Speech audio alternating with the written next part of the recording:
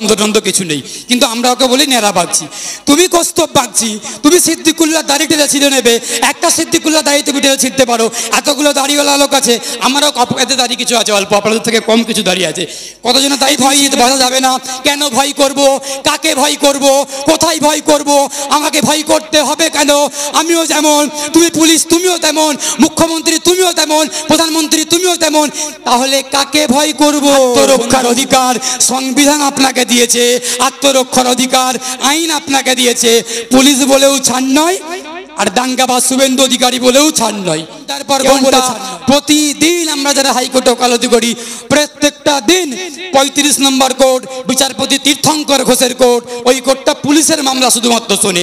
ওই কোর্টের বাইরে দেখবো কখনো কখনো এসডিপিও, কখনো কখনো WBS, কখনো কখনো কোন কোন থানার ওসি আইসি বগলে ফাইন নিয়ে দাঁড়িয়ে আছে। জুজু ফুজু কলকাতায় করে একজন আইনজীবী কৌস্তব বাগচি, নামটা শোনা শোনা লাগছে না আপনাদের? একটু নামটা শোনা শোনা লাগছে তো, কৌস্তব বাগচি।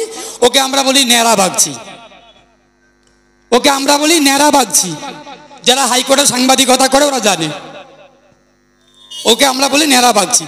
যদি আমাদের সঙ্গে সম্পর্ক খুব ভালো, আমার সঙ্গে তো খুবই মিষ্টি মধুর সম্পর্ক কৌস্তব বাগচির সঙ্গে, কেন আমরা কোর্টের ভেতরে লড়াইটা করি, কোর্টের বাইরে আমরা একসঙ্গে গলা ধরে চা খাই, আড্ডা দিই, গল্প করি, আমাদের সঙ্গে দ্বন্দ্ব কিছু নেই, কিন্তু আমরা ওকে বলি নেড়া বাগচি। তুমি কৌস্তব বাগচি, তুমি সিদ্দিকুল্লাহ দাড়ি টেনে ছিঁড়ে নেবে, একটা সিদ্দিকুল্লাহ দাড়ি তুমি টেনে ছিঁড়তে পারো। এতগুলো দাড়িওয়ালা লোক আছে, আমারও এতে দাড়ি কিছু আছে, অল্প আপনাদের থেকে কম কিছু দাড়ি আছে। কতজনের দাড়ি তুমি ছিঁড়বে সিদ্দিকে? কৌস্তব বাগচি, নেড়া বাগচি। আবার বলে ভারতবর্ষ নাকি আমাদের মুসলমানদের না, ওর বাপের। কৌস্তব বাগচি বলছে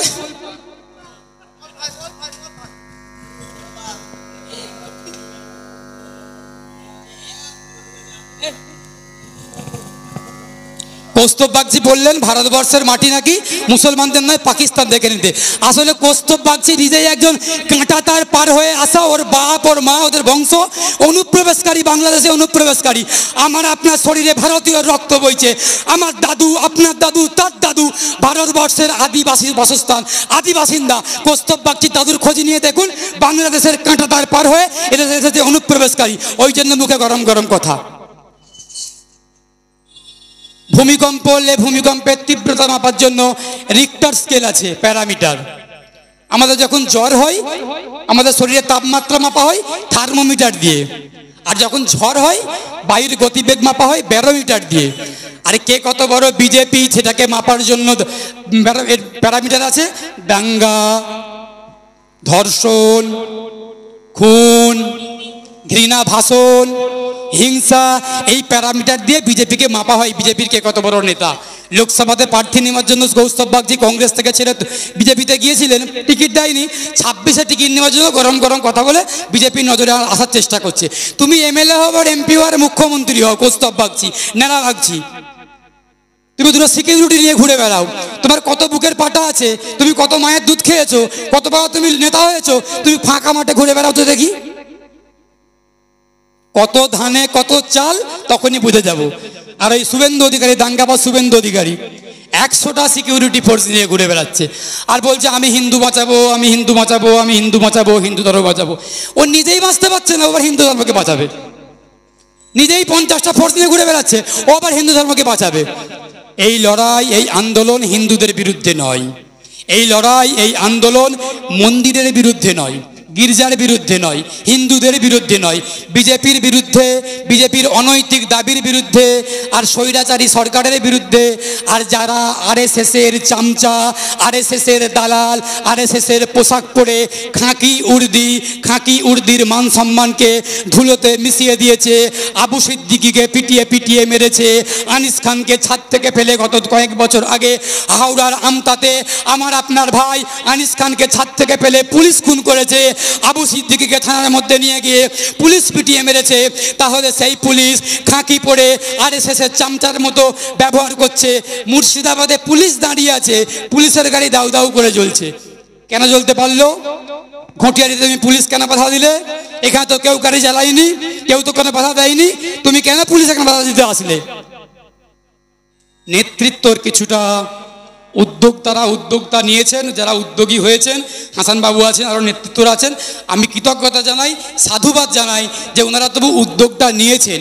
আমি আশা করেছিলাম ওই যেই পুলিশ অফিসার এসে বারণ করলেন, আমি আশা করেছিলাম এইখানকার সাধারণ মানুষজন রুখে দাঁড়াবেন। এইখানকার সাধারণ মানুষজন পুলিশের হাতের সামনে 100টা পুলিশ দাঁড়িয়ে গেলেও পুলিশের ব্যারিকেডের সামনে দাঁড়িয়ে লড়াইটা করবেন। আর আমি আইনজীবী, আমি পিছন থেকে আইনের সমর্থন দিয়ে যাব। তারপরে কি হবে বাকিটা হাইকোর্টে বুঝে নেব। পুলিশের নাকে দড়ি পরিয়ে পুলিশের গলায় কাছে পরিয়ে টেনে টেনে হাইকোর্টে নিয়ে যাব। আর হাইকোর্টের মেঝেতে দাঁড় করিয়ে রাখবো ঘন্টার পর ঘন্টা। প্রতিদিন আমরা যারা হাইকোর্টে ওকালতি করি, প্রত্যেকটা দিন 35 নম্বর কোর্ট, বিচারপতি তীর্থঙ্কর ঘোষের কোর্ট, ওই কোর্টটা পুলিশের মামলা শুধুমাত্র শোনে। ওই কোর্টের বাইরে দেখবো কখনো কখনো এসডিপিও, কখনো কখনো WBS, কখনো কখনো কোন থানার ওসি, আইসি বগলে ফাইন নিয়ে দাঁড়িয়ে আছে, জুজু ফুজুও বিড়াল হয়ে দাঁড়িয়ে আছে। কি লজ্জাটাই না আমাদেরকে লাগে, কি লজ্জাটাই না লাগে আমাদের। কত পরীক্ষা দিয়ে, কত IAS IPS WBCS পরীক্ষা দিয়ে সাব ইন্সপেক্টর হলো, ওসি হলো, ডিএসপি হলো, SDPO হলো, IPS হলো, আর তারা বগলে ফাইন নিয়ে ছুঁজো উড়াল হয়ে কোর্টের সামনে দাঁড়িয়ে আছে। আর যারা মামলাগুলো ওনাদের বিরুদ্ধে করেছেন সেসব মামলাকারীরা বুক ফুলিয়ে ও সামনে দিয়ে কোর্টের ভিতরে ঢুকে গেল, আর আমরা ঠুকিয়ে নিয়ে গেলাম। ওই জন্য একটা স্লোগান শিখিয়ে দিলাম। স্লোগানটা পুলিশকে দেখলেই বলবেন। আগে বললাম, স্লোগানটা বলতে বারণ করছেন, যাই হোক, বললে কোনো অপরাধ কিছু নয়, বলতেই পারেন। ওটা বললে কোনো অপরাধ কিছু নয়, ওটা বললে কোনো বেআইনি কিছু নয়, বলতেই পারেন। পুলিশ আবার হুঁশিয়ারি দিয়ে বলছি, আপনাদের বাড়িতে হয়তো কোনো রকমভাবে নোটিশ আসতে পারে, রাত্রিবেলা পুলিশ ডেকে পাঠাতে পারে যে উকিল বাবুর কথা শুনে ভালোই গরম গরম নাচন কুদন করেছিলে, এবার সামলাও। পুলিশের কোনো নোটিশে, পুলিশের কোনো বাধাকে মানবেন না।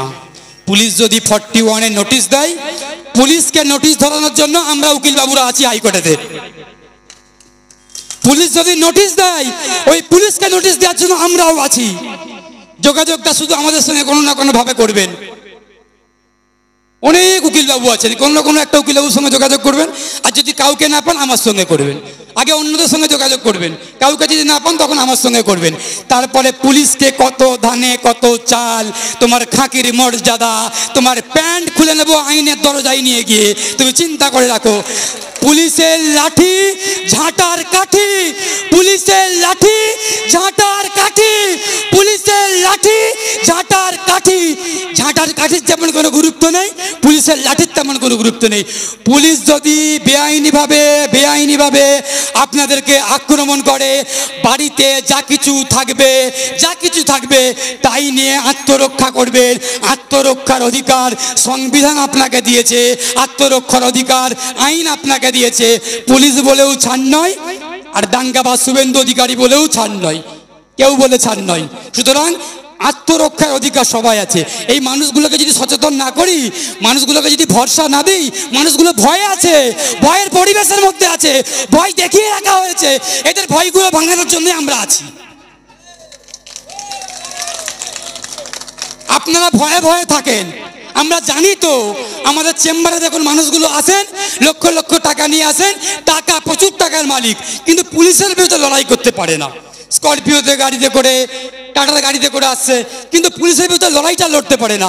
আমাদের কাছে এসে বলে কত টাকা লাগবে দিচ্ছি, লড়াইটা আপনারা লড়ুন। সেই ভয়টা তো আমরা জানি। আপনারা সাধারণ খেটে খাওয়া শ্রমজীবী মানুষ এখানে আছেন, আপনাদের মধ্যে আরো বেশি ভয়, আর সেই ভয়টা দেখিয়ে রাখা হচ্ছে। সুতরাং খুব স্পষ্ট কথা, আমার বক্তব্যের মধ্যে বেশিরভাগ কথাই আমি পুলিশের বিরুদ্ধে বললাম, পুলিশের অনৈতিক কাজের বিরুদ্ধে বললাম। তার কারণ এই কথাগুলো যদি আমরা না বলি, আপনাদেরকে কেউ বলবে না, আপনাদের মনের ভয়টা কেউ ভাঙাবে না, চিরকাল ভয়ে ভয়ে থাকবেন। এই ভয় নিয়ে তো মুসলমান বাঁচতে পারে না, এই ভয় নিয়ে তো বাঁচা যাবে না। কেন ভয় করব, কাকে ভয় করব, কোথায় ভয় করব, আমাকে ভয় করতে হবে কেন? আমিও যেমন, তুমি পুলিশ তুমিও তেমন, মুখ্যমন্ত্রী তুমিও তেমন, প্রধানমন্ত্রী তুমিও তেমন। তাহলে কাকে ভয় করব বন্ধু? কেন ভয় করব বন্ধু? কাউকে ভয় করব না, কাউকে ভয় করব না। এমন একজন ব্যক্তি হন যেন আপনাকে দেখে পুলিশ ভয় পায়, এমন একজন ব্যক্তি হন। বাড়ির ছেলে মেয়েগুলোকে খুব পড়াশুনো করান, বাড়ির ছেলে মেয়েগুলোকে এই ছোটো ছোটো বসে আছে এইগুলোকে খুব শিক্ষিত করুন, উচ্চ শিক্ষিত করুন। ডাক্তার, মাস্টার, অধ্যাপক, সাংবাদিক, চিকিৎসক, আইনজীবী, জজ, সবার শেষে পুলিশ করার কথা ভাববেন। সময় খুব সংকীর্ণ, সময় খুব কম, আমাকে বারবার অনুরোধ করছেন, আপনাদেরও সময়ের মূল্য আছে, সুতরাং প্রত্যেকেরই সময়ের মূল্য আছে। আগের বক্তারা বলেছেন, সবাই সব কথাই শুনেছেন, কিন্তু মূল উদ্দেশ্য একটাই রাখতে হবে, আমাদের সম্পদ, আমাদের লড়াই, আমাদের সম্পত্তি, মুসলমানের জান, মুসলমানের মান, মুসলমানের সম্পদ, মুসলমানের মান, মুসলমানের সম্মান রক্ষা করার দায়িত্ব মুসলমানের। কারণ আমরা আজকে দেখতে পাচ্ছি আমাদের পাশে কেউ নেই, আমাদের পাশে কেউ নেই, আমরাই আমাদের বন্ধু, আমরাই আমাদের বন্ধু, আমরাই আমাদের বন্ধু। কোনো কোনো ক্ষেত্রে আবার আমরাই আমাদের শত্রুতে পরিণত হই, এটা যেন না হয় বন্ধু। আমার হিন্দু ভাই বোনেরা শুনছেন, শুনতে পাচ্ছেন, আপনাদের জন্যও আমাদের লড়াই। আজকে মন্দির নিচ্ছে, আজকে মসজিদ নিচ্ছে, কালকে মন্দিরটাও নেবে। কারণ এই বিজেপি শুধু ক্ষমতায় টিকে থাকতে চায়, কোনো হিন্দুর ভোট চাই না, শুধু ক্ষমতায় টিকে থাকতে চায়। সবাই খুব কম, খুব ভালো থাকুন। লড়াই লড়াই লড়াই চাই, লড়াই লড়াই লড়াই চাই, লড়াই লড়াই লড়াই চাই, লড়াই লড়াই লড়াই চাই। আমাদের সংগ্রাম চলছে চলবে, তোমার আমার সংগ্রাম চলছে চলবে, মা বোনদের সংগ্রাম চলছে চলবে, কটিয়ারির সংগ্রাম চলছে চলবে, ওয়াকাফের সংগ্রাম চলছে চলবে, দিল্লিতেও সংগ্রাম চলছে চলবে, ধর্মতলায় সংগ্রাম চলছে চলবে, রাজপথেতে সংগ্রাম চলছে চলবে, দিকে দিকে সংগ্রাম চলছে চলবে, ঘরে ঘরে সংগ্রাম চলছে চলবে, রাস্তাঘাটে সংগ্রাম চলছে চলবে, স্কুল কলেজে সংগ্রাম চলছে চলবে, কলেজ গেটে সংগ্রাম চলছে চলবে, কলম হাতে সংগ্রাম চলছে চলবে, কলম হাতে সংগ্রাম চলছে চলবে, মাথায় টুপি সংগ্রাম চলছে চলবে, দাড়িওয়ালার সংগ্রাম চলছে চলবে, চুড়ি পরে সংগ্রাম চলছে চলবে, বোরখা পরে সংগ্রাম চলছে চলবে, কচি কাচাদের সংগ্রাম চলছে চলবে, মানুষের সংগ্রাম চলছে চলবে, হিন্দু মুসলমানের সংগ্রাম চলছে চলবে, মাদ্রাসাতে সংগ্রাম চলছে চলবে, মাদ্রাসাতে সংগ্রাম চলছে চলবে, মুসলমানের সংগ্রাম চলছে চলবে, পথে ঘাটে সংগ্রাম চলছে চলবে, গাড়িতে সংগ্রাম চলছে চলবে, সংগ্রাম চলছে চলছে চলবে, সংগ্রাম চলছে চলছে চলবে, সংগ্রাম চলছে চলছে চলবে, সংগ্রাম চলছে চলছে চলবে। সবাই ভালো থাকুন, সুস্থ থাকুন, লড়াইয়ে থাকুন, লড়াই জারি রাখুন, বাড়ির ছেলে মেয়েগুলোকে উচ্চ শিক্ষিত করুন, শান্তি সম্প্রীতি বজায় রাখুন। লড়াই লড়াই লড়াই চাই, লড়াই করেই বাঁচতে চাই, এই মন্ত্রকে হাতিয়ার করে 26-এর ব্রিগেডকে ভরিয়ে দিন। 26-এর ব্রিগেডের পরে আন্দোলনকে থামাবেন না, আন্দোলন জারি রাখুন। সুপ্রিম কোর্ট কি বললো তাতে আমাদের কাজ করা, আমরা আমাদের রাস্তার লড়াই রাস্তাতেই বুঝে নেব। তুমি সরকার যেমন আইন এনেছো, যেমন তুমি চুলকে দিয়েছো, এই আইনকে তোমাকেই প্রত্যাহার করতে হবে। সুপ্রিম কোর্ট কি বললো? সুপ্রিম কোর্টে আমরা আইনজীবীরা আমরা লড়াই করছি, আমাদের যারা সিনিয়ররা আছেন, কোর্টের লড়াই কোর্টে আমরা উকিলরা বুঝে নেব। রাস্তার লড়াই আপনারা করুন, আপনাদের পেছনে আমরা থাকবো, সামনেও থাকবো, মাঝখানেও থাকবো। লড়াইটা লড়ুন বন্ধু, খুব ভালো থাকুন, সুস্থ থাকুন। প্রত্যেককে আমার সালাম, অভিনন্দন, ভালো থাকুন। অসংখ্য ধন্যবাদ।